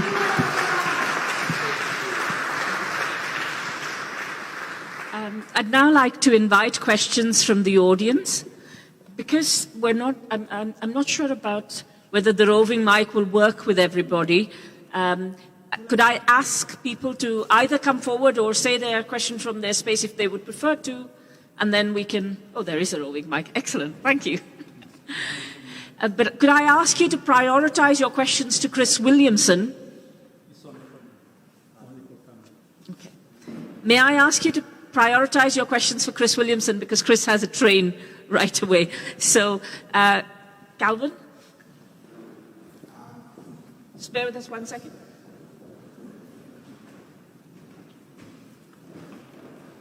At the moment, this country is being led by the most corrupt, cronyism-led government of my lifetime. The judicial system in this country is a joke. The charges that Julian Assange face are farcical. They are an absolute joke. How he has been held captive in Belmarsh this long is a joke. As most of you know here, I'm a whistleblower. The question to Chris: if you had the say-so today, would you defund FTAC? Would you revitalise the judicial system that this country has? Because what I see is an absolute joke. And one other thing, I've also been held captive. I was held for 18 days. They tried to lock me up for the rest of my life with charges of alleged threats to kill Boris Johnson, and FTAC claim that I had ideas of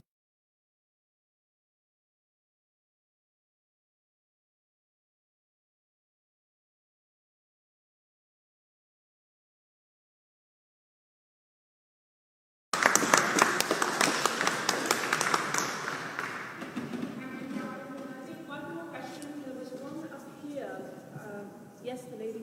Jean, thanks, please. Sorry, my eyesight isn't very good. Oh, okay. And then the lady up there. Hi. Hello? Can you hear me? Right. This is a question for Chris. Some months ago, 2 or 3 months ago, a letter was taken, signed by 24 signatories from the British Parliament, cross-party. 4 people. Sorry, is there a problem? Oh, I need to speak. This is only for the camera. Oh, okay. All right. And this letter was taken to Belmarsh. Many of us here in the room were there and saw that letter being presented, or initially looked as though the governor of Belmarsh was not going to accept the letter from our elected MPs. My question is, given your knowledge of how Parliament works, what happens to such an initiative? It seems to have disappeared. It was a request to have a video meeting with Julian Assange, and I would have thought that the people who signed that would now be putting pressure to it for that to actually happen, but it seems to have disappeared. So how does the parliamentary mechanism work in that respect? How do they keep pushing for something that they want to have happen like that?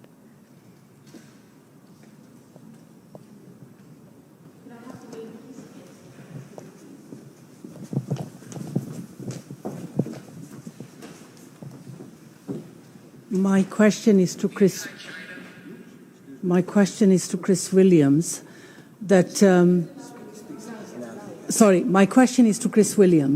Okay, we all know the issue is exposing what Julian has done, but is it also the fact that the exposure was to do with Iraqis, and had it been some other country or other nationals, the judiciary, the politician, the view or the attitude would have been different, more sympathetic.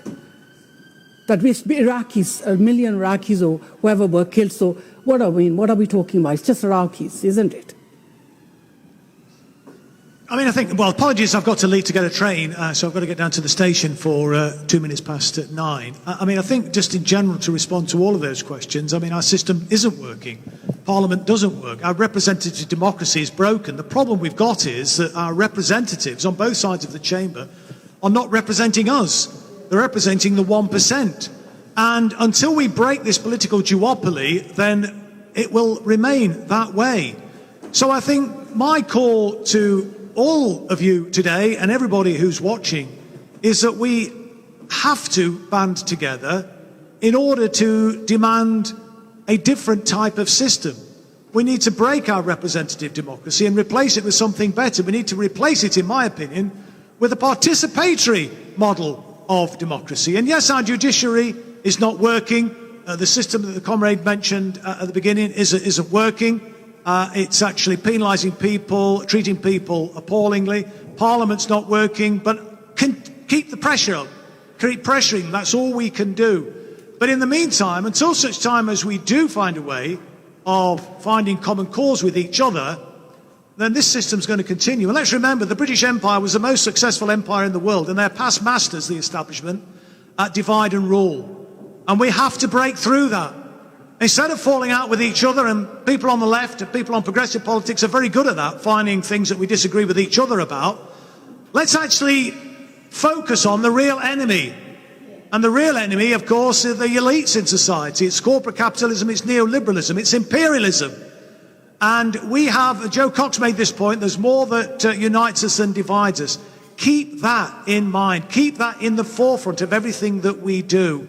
And as I say, rather than finding those areas that we disagree with each other about, and there will be areas, there will be nuances, of course there will.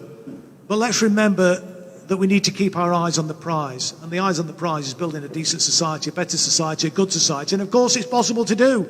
We are the 5th biggest economy in the world. There's no need for anybody to be living in poverty. And there's certainly no justification for the imperialist wars that we've been engaged in. Support the work of Andrew here, for example, who's doing some brilliant work on exposing the arms trade.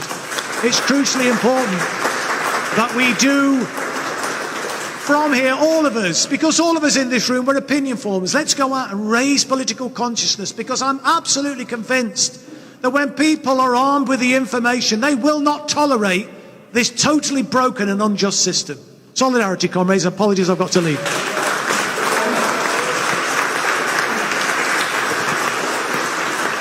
Thank you.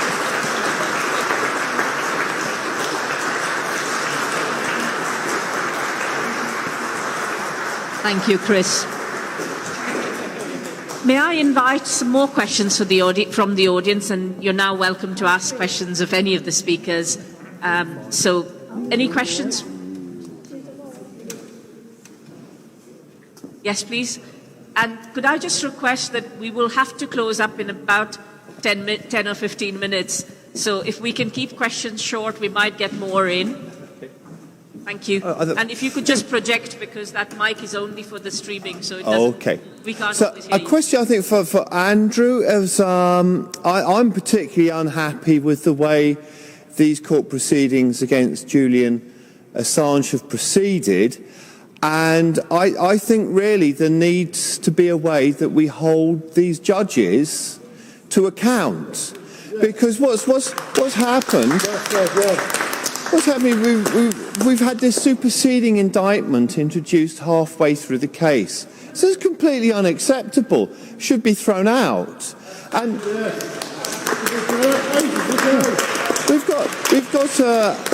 we've got another hearing going on where we know the key witness has lied. It's just that this is farcical. And I think these judges need to know that there are going to be repercussions. If they go on with this, they are committing a crime. They are actually criminal. And it's just like, they're not. Judges are supposed to implement justice. And then they're frauds. This is fraudulent. You know, how could we best hold these people to account? And so, in a positive way, so that people don't follow their example in the future, so we don't have judges doing this kind of thing in future cases. So that's my question. Thank you very much.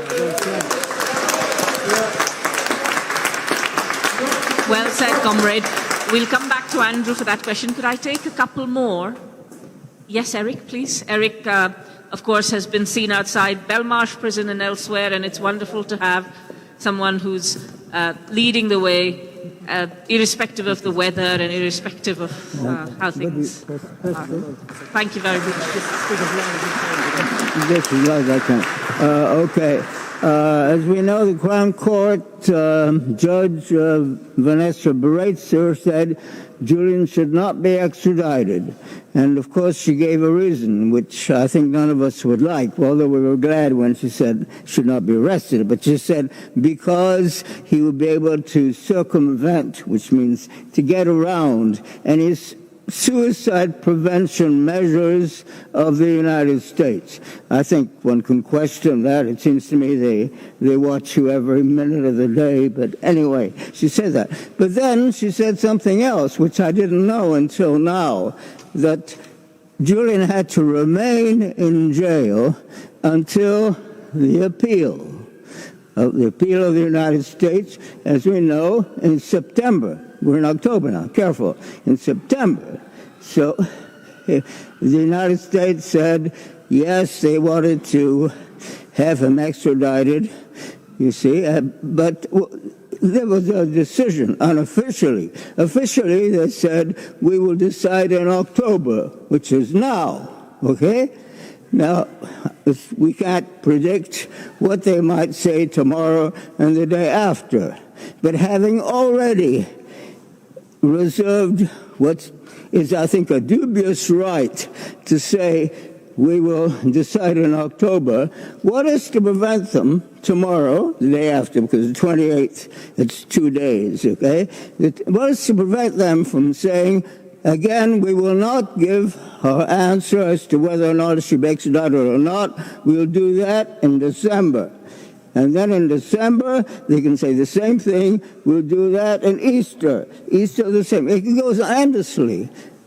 Over a year ago, a medical team examined Julian Assange and said he was in urgent care of medical treatment in a proper teaching hospital. They said this, okay? There was a prognosis. We're talking about science, you see. We're not talking about speculation, okay?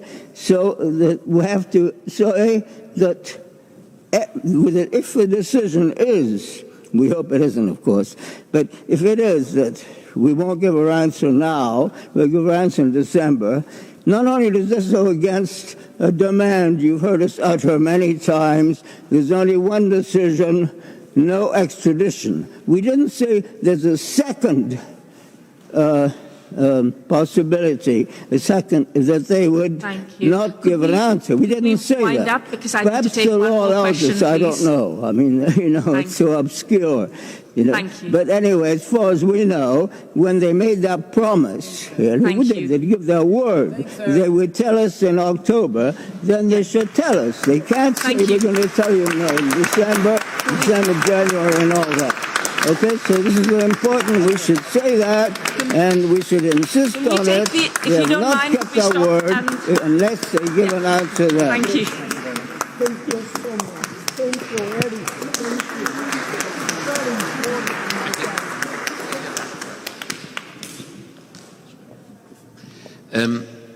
In terms of responding to the issue of holding judges to account, you know, in any struggle, you have to do things in parallel. The reality is the way we look at the global arms trade is that the only thing that is going to bring real profound change to the nature of the arms trade and the militarism that informs it is profound political and economic change in the way we're governed, in the way our economies are structured. And I'm not convinced that's going to happen in my lifetime. But that doesn't mean that one shouldn't struggle towards it. At the same time and in parallel, one has to deal with the situation as one finds it in the here and now. So in dealing with the global arms trade, one can't ignore what is happening in Yemen today and trying to mobilize specifically around trying to stop the murder of innocent civilians by our governments.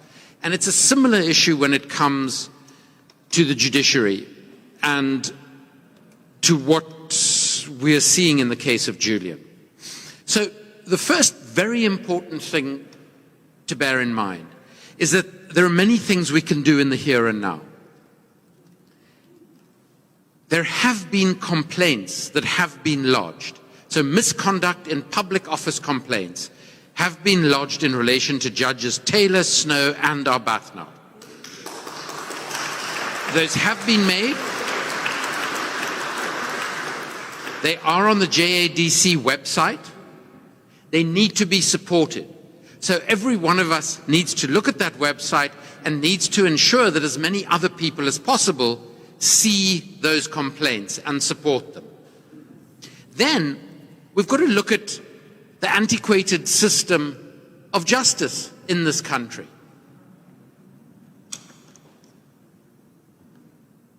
In South Africa, which, as I said, is by no means a perfect democracy, 27 years into its democracy, at least there is a public process in which public representatives ask questions of potential judges. And the judges have to respond, and every South African has access to those hearings on television and or radio, which in rural areas is used far more than television. Now, I'm not saying the South African judicial system or the South African judiciary is perfect. But when I look at the way in which South Africa's constitutional court, with a very progressive constitution, let's say, has held the state to account, regardless of who constitutes that state, I actually think the United Kingdom could learn a great deal from it. So I think there are processes that could be brought to bear that would make the appointment of judges a more open, a more public, a more participatory process. But then, of course, the laws that judges are supposed to rule on are themselves very problematic. And we've heard how there are adjustments made to laws because of political developments, because of military developments like the so-called war on terror, etc., etc. And that comes back to what Chris was raising about the nature of our representative democracy. And I think, there are many political analysts and thinkers around the world today who would say that the form of liberal democracy that is currently practiced in those countries where we live in liberal democracies is failing the vast majority of people in those countries. And I think we experience that in the reality that this, the 6th or 7th richest country in the world, has more food bank use than at any time since the Second World War. Now, the reality is our system of government and economics is failing if that's the case, at a very basic test. So clearly those who are being elected in our democracy, which, like the United States of America, is the best democracy money can buy. And let's not forget that. Those are the words of Greg Palast, the American journalist. I am represented by Sir Keir Starmer. Now, the reality is that as a constituency MP, before he became leader of the opposition, he was appalling. He has no politics, he has no principles, he has no ethics, he's a charisma-free zone, and he is remarkably divisive within his own party, within his own constituency.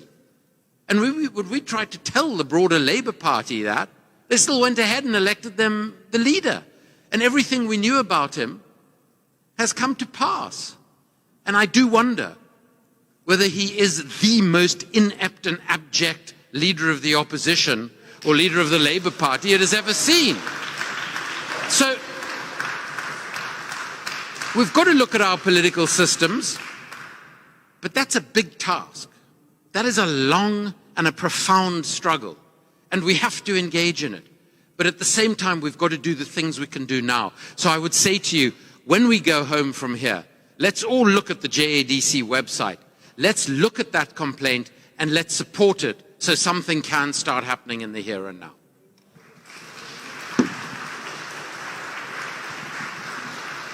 For the final comment of tonight, I realize there are a few other people who have raised their hands, and we'll try and take you, but because we are live streaming this and we have the room until a certain time, I'm going to invite Lowry to make some comments. But as long as the speakers are willing, and if you're willing, and as long as they don't chuck us out, you can stay and ask a couple of questions, but we will stop the live stream once this final comment is given. So there were a lot of very good questions there. I took from them a few points, really, and I just, add to and enrich what was just said. The main issue seems to be that we are banging our heads against the wall, that the mechanisms that are given to us or are suggested to us to seek redress, to seek accountability and to agitate for justice do not appear to work. And that's not, accidentally, it's because they are designed to give the illusion that they work, but actually they fritter away the will and the energy of people that attempt to use them. And so the question that was asked so poignantly, what do we do next? What do we do next when the petitions are not heard, when the calls to our elected representatives for very reasonable requests are not met? And the answer was given by my comrade, Andrew Feinstein here, that you, or to use the phrase of the revolutionaries in the United States in the 60s, the Black Panther Party, you wield dual power. And how you wield dual power is when an institution is not serving your needs, then you build alongside that a parallel institution that does serve those needs. So when there are people who are not represented by their members of parliament, because the members of parliament care for the rich and the corporations, and those people gather at the food banks in their hundreds, then you go to those food banks and you help feed the hungry, and you help give succor to the people that have no hope. And to slightly adapt the suggestion of some of my American anti-fascist anarchist comrades, you arm the homeless, not with rifles or pistols, but you arm them with the ability to know and understand how these systems work and how that they can build strength through a mass movement, and you form a mass movement through providing mutual aid. That is something that we have had the opportunity to do in this pandemic, in this test of our collective character, when people have been struggling and people still struggle, even though we are pretending that all is back to normal, that we have the ability to work within our communities to organise and to offer when one has something spare and another has a need for it, or when one has time and emotional energy and another is lonely and feeling isolated. You go out and do those things, and while you're doing those things, you have the conversation and you build institutions and organisations that work in parallel. These can be political, these can be organisations. You do not have to go do things through the ballot box. Most of the real political struggles that have been won in this country and around the world have not been won at the debating between accepted candidates that get through the filtration process of the organised political parties. They've been won in the streets through mass movements. We only have to look back to the poll tax or anything that has been successfully resisted in this country, and it happens when enough people get together and say no more, here we stand, we can do no other, and we will stop and obstruct this system, and we will put our bodies against the gears and the levers, and the machine will be made to stop.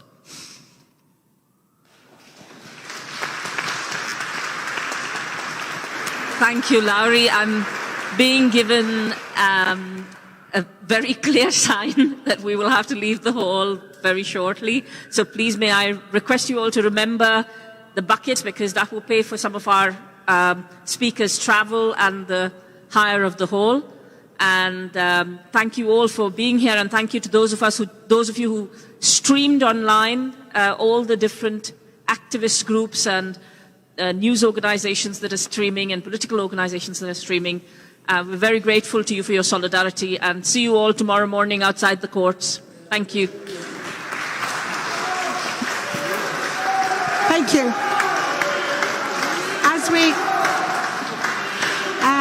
is one piece of news currently on its way. There is another project that is being blocked at the border. So I will invite Patrick to say a few words about that. Thank you. So, good evening. I'm Patrick from Germany, and I'm in order here to bring you the Anything to Say sculpture. Maybe you have seen this. It's a big sculpture which shows Edward Snowden, Julian Assange, and Chelsea Manning. And I can tell you, we brought the sculpture from Switzerland to London for tomorrow. And my sculpture, no, it's not my sculpture, but the sculpture is blocked at the border from the British government. My driver is with the sculpture at the border since 8 o'clock in the morning and trying to come here to show us the sculpture. And at this moment, he has to unload the sculpture at the border and nobody knows what's going on. So you can see they're doing what they want. Ciao. Solidarity, thank you very much for what you're doing.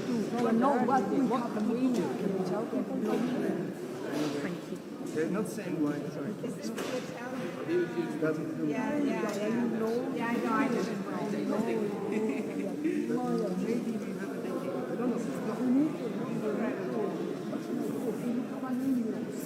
No, you can't have